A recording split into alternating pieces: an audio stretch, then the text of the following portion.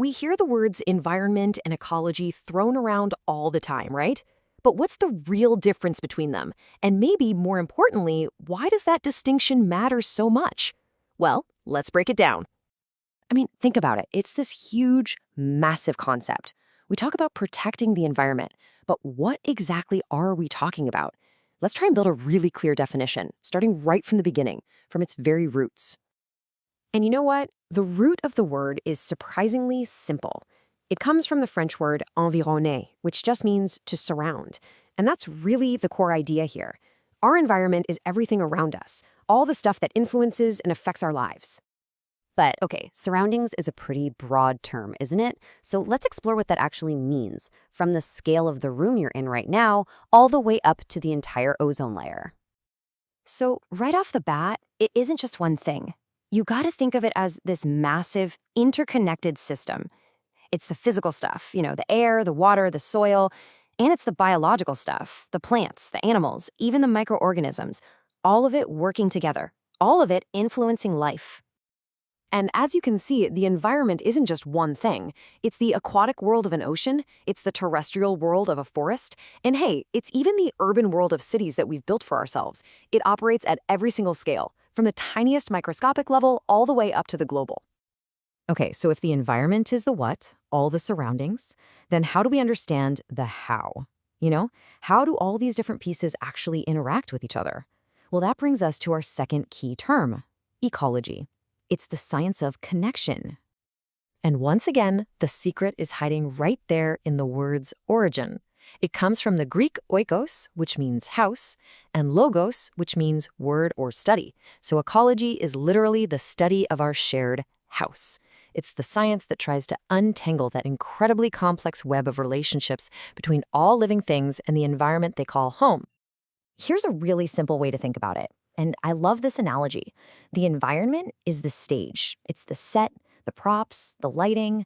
But ecology, that's the play itself. It's the drama. It's the action. It's all the interactions between the actors on that stage. One is the setting, the other is the story.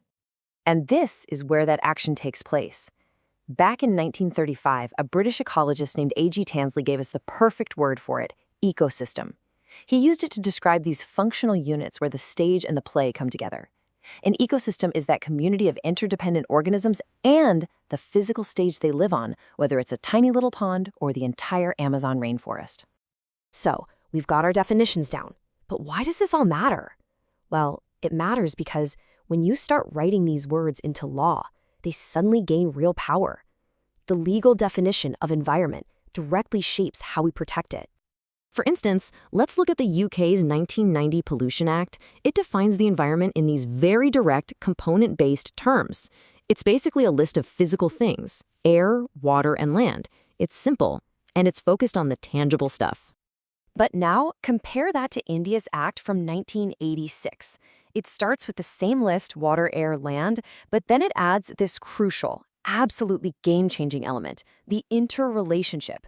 This legally recognizes that the environment isn't just a collection of things, it's the web of connections between them, and that includes us. It basically writes ecology directly into the law. This all brings us to a famous and kind of cheeky quote from Albert Einstein. He said, "The environment is everything that isn't me."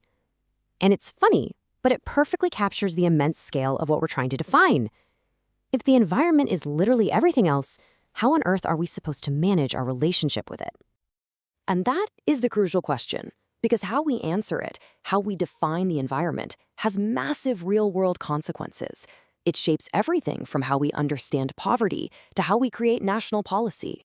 For example, India's Planning Commission figured out that their environmental problems came from two very different places.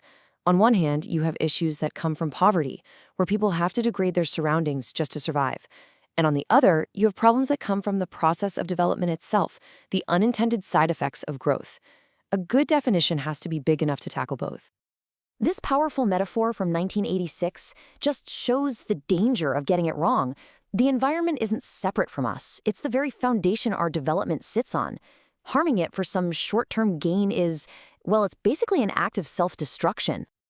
And that's exactly why this has been elevated to the highest possible level. In 1987, India's Supreme Court declared it an imperative goal for mankind. See, this isn't just about science or law anymore. It's about a shared responsibility to defend and improve our home, for ourselves and for every single generation that comes after us. So, let's end by turning Einstein's quote into a question. If the environment really is everything that isn't us, then our actions are what define its future. The only question left is, what role are you going to play? Thanks for watching.